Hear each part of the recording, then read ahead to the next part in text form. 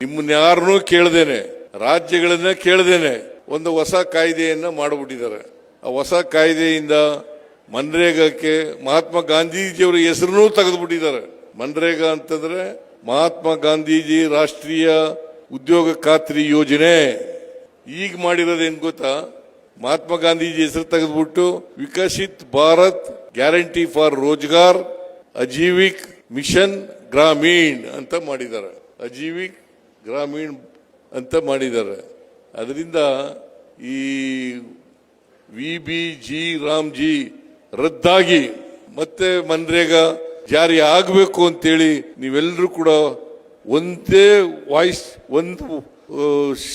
ವಾಯ್ಸ್ನಿಂದ ಹೇಳಬೇಕು ಅಂತಕ್ಕಂಥ ಮಾತುಗಳನ್ನ ನಿಮ್ಮಲ್ಲಿ ಹೇಳಲಿಕ್ಕೆ ಬಯಸ್ತಾ ಇದ್ದೇನೆ. ಅದರಿಂದ 100 ದಿನ ಕೆಲಸ ಕೊಡ್ತಾ ಇತ್ತು. 100 ದಿನ ಎಲ್ಲಿ ನಿಮ್ಮ ಊರಿನಲ್ಲೇ ನೀವು ಅರ್ಜಿ ಕೊಟ್ರೆ ನಮಗೆ ಕೆಲಸ ಬೇಕು ಅಂತ ಹೇಳಿದ್ರೆ ಅದು 15 ದಿನದೊಳಗಡೆ ಕೆಲಸ ಕೊಡ್ಲೇಬೇಕು, ಇಲ್ಲದವರೆ ಕೂಲಿ ಕೊಡಬೇಕು.